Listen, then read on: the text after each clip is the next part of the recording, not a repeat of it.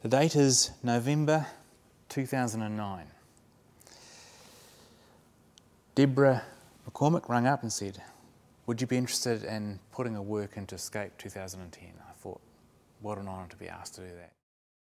The idea was that we're going to work in the central business district and try and give a real boost to the environment there. And I think that was in relation to the way that the council were talking of developing, revitalising the central business district.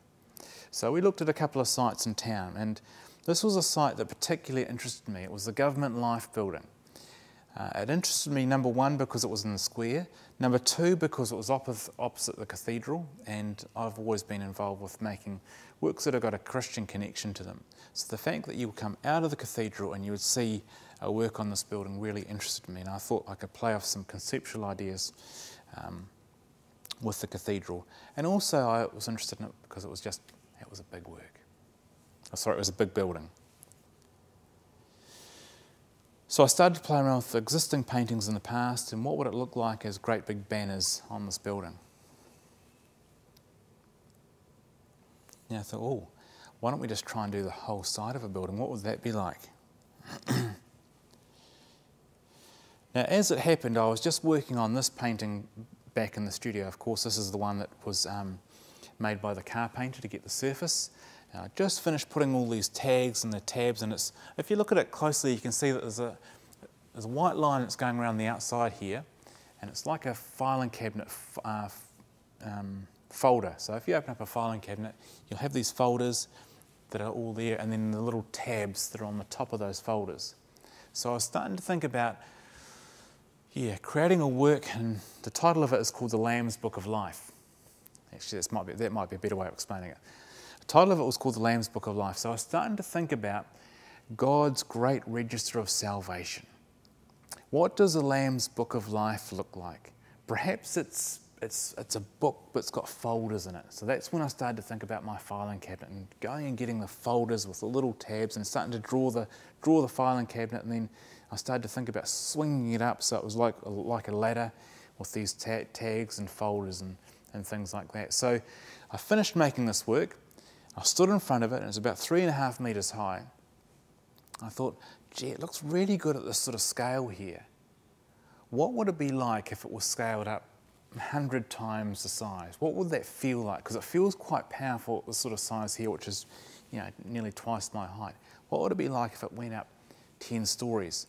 So I started drawing along those lines on the side of this building. Then I came up with this design here. So we took that to the Scape team and they said, yep, that looks really great. That's what we're going to try and go with. And so we got engineers in to see if that was actually possible to make a work like this. And the idea was to put it onto PVC and just basically strap it to the side of this great building. Engineers came along and they said, well, look, you could be in trouble here because it needs to be breathable, otherwise the wind's going to get in behind it and it'll be like a giant big sail and it could just pull the side of that building off. So there was all sorts of engineering decisions now that needed to be talked about. Then we had, who else came on board? Construction company came on board at that stage. Then we had funding partners who were on board. Then we had to get lawyers because if things went wrong, it could go horribly wrong for everybody. Then we had resource consent people. We had to go to the council. We had to have surveyors. There was a whole team of people that came on board that were kind of working around the issues of, is it going to work or not? And then we approached Signtech, and Signtech are a company that prints out a lot of these big billboards and stuff around town. So we talked to them and said, look, is it possible? And they said, it is possible, but we're going to have to get a fabric from Germany that's breathable, that's like a mesh, that just allows the wind to go in and out. So I thought, great. And so they found a way of getting it over here and working that one through. So we can start to see now it's starting to come together. It's starting to be, the idea's been sown, and it's starting to practically, we could just about pull it off. And so we thought, let's just have a crack and go for it. Now, Hawkins Construction came on at this point here and said, we definitely can do it. We can pull it off. Get it. If we got the sign off with them, we knew that, okay, we're in business. And Quinn Henderson came along and said, we'd love to be involved, and he brought his team with him. And that was just the first real stage, really, wasn't it, where we thought, yes, we're gonna do it. And so that's another side of the drawings.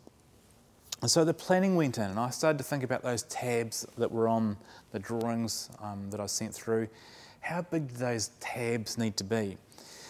So there's all sorts of testings that went on. I was at Christ College, and you can see by the chimney up there, you can see a little tab up the top there. I got some of my 7th form boys. I said, hey fellas, I made a little paper model here. Can you hold this up for me? I'm going to go to the front gate and just see what it looks like from a distance. So I took a photo and, oh yeah, I can still see it from there. I think it needs to be the same sort of size. So I started getting all the plans in terms of how big to make the individual lines and stuff like that, so that it wouldn't look clunky, but it would look good, you know, if you're viewing it from a long way away, and especially on a large scale where you're going to have to look up 10 stories to see the top tabs. So lots of testing that went on. And now we're getting close. We're up, August this time last year. And the planning now is well underway. Now we got to the point we had a meeting on Friday afternoon where we're just about to, because we're going to print this whole big thing on great big sheets of this scrim-like type material. We're going to print it onto that. So the printing equipment was all loaded up, the material was all loaded up, ready to go, and we had one last meeting where Deborah and the Scape team, we got together with Andy Rowden, this man here, and Peter Inder, who was the guy that was printing out this fabric. We all got together, we had one last decision to make before we pushed the print button. This is on the Friday. We decided, let's not print it just yet. Let's wait till Monday, rest on it, come back on Monday. And of course, on the Saturday, the earthquake hit. Now, for us, that was a tragedy, firstly, because we were thinking of Christchurch. And as soon as it hit, everyone's thoughts just went, art is the last thing we're thinking about. Everyone wanted to sort out their families, everyone wanted to make sure that everything was okay, and of course, that was the right thing to do. So the first decision that we were making about a week later was, let's can it, let's not even go there. It's not the right thing to do. And especially it would look bad putting up an artwork, probably 3 or 4 weeks after a big major earthquake like that. So it was shelved, and we thought that's probably going to be the end of it. We gave it a bit of time and let things kind of just cool down and got our heads around a few different things. And then we got together and thought, let's have another crack at it. Maybe it's now things have cooled down. Maybe let's try and do something in February. So we got together, rejigged a few bits and pieces, and then we shot down in February and started to do all the planning and stuff like that again. Now this time we went a step further. The printing press was going. We were printing out stuff. This is us the night before. This is on February the 3rd. No, sorry. February the 21st. This is us digging the foundations. The foundations to hold up this big work needed to go down 6 metres into the ground. Then we would put in concrete, and then we put in the stainless steel strings that would go straight up through the artwork to attach it and to hold the whole thing together so it was floating out off this building. So everything was going full steam ahead on February the 21st. This is the night before. Everything was peaceful. Perhaps that's the last photo of the sunset going down on the cathedral. Printing press going for it.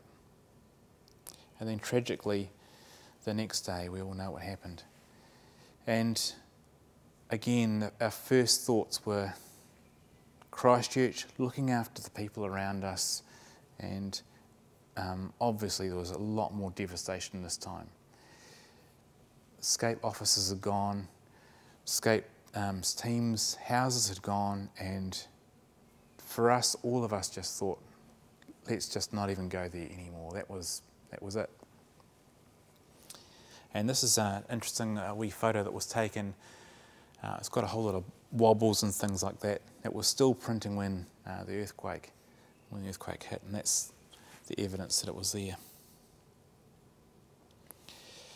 4 months later, the Scape team got together with Hawkins and also got together with Peter and Dee and said, look, let's have one last crack at it, but now let's do it for Christchurch. It's not about us anymore, let's do it to just give Christchurch a lift. So perhaps the meaning of it now became a lot more community orientated, and let's do it for the people of Christchurch, a greater vision perhaps for it.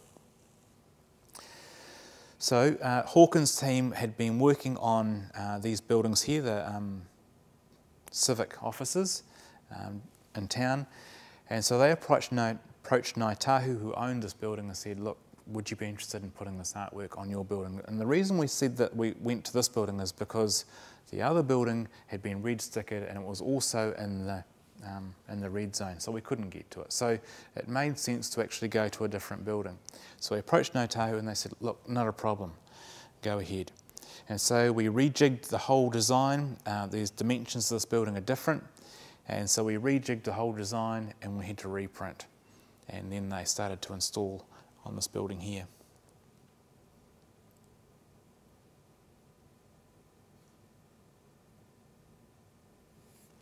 And again, just the level of execution that these abseilers put into it was fantastic. The printing was fantastic. Just a real thrill as a little artist, a little cog. I was only a little cog. I just designed the thing, but everyone else has brought all the expertise from a whole range of different backgrounds. So for me, what a real thrill just to see this being operated and worked out. We've got Andy Rowden here in the middle, who was just been a dynamite through the whole thing, hasn't he? Just from woe to go, he's just been working on the site and thinking through all the issues and sourcing all sorts of different materials to try and get the prices and things cheaper. Just an amazing guy. And then we've got Gordon on the side here, who's in charge of Ngāi Tahu Holdings. And the work went up, and we were so wrapped with it. Great night. That was the night of the opening with Hawkins. So we've got Quinn here, head of Hawkins, and then we've got Deborah on the side there. What a great night to finally realise this great project. There's an image of it at night time. So yeah, just feeling fantastic about the whole thing. And then we had the opening, and the Mayor opened it. We had the head from CNZ there, Crowd New Zealand there. We had all the politicians there. We had all the councillors there, all the art community there. It was a great, great opening on the Sunday morning. The balloons went off, and we were just so wrapped with the whole thing. Next day. Would you believe it? Could you believe it? Less than 24 hours after the opening, a 1 in 50-year storm hits the side of the building, rips it. So apparently Andy was saying it was between, was it 1.5 tonne and 2 tonne of snow had embedded itself into the side of onto the screens, and just the sheer weight of it, and the wind came along, boom, gone. You see, we'd built the whole thing for the wind, for the nor'westers and all those sorts of things. So that's why we had this breathable material with holes in it. Now the problem is we hadn't built it for snow. Now snow had gone into the holes, had stuck, and then just kept on growing and growing and growing and growing until it just was too heavy. I take my hat off to Deborah. I take my hat off to the Hawkins team that have just, again, have not failed to put things into this to make it work. Okay, just in conclusion, with each of these different projects, it's been a real honour and privilege to work with each different team. They have brought a level of professionalism in the execution that I could never bring. And there's been some lessons that I've learned. 2 of them are this. Number 1, respect the input from the experts in their various fields. Let them work in their areas, don't shut them down, but again let them to grow in their areas of expertise. And the second lesson that I've learned is, look, if you as an artist, if you're a practicing artist, you get the opportunity to work in a field outside what you normally work in. So if you're a painter and you get to work in a different field, I would encourage you just to embrace it, because it always feeds new ideas back into your practice. Thanks very much for listening.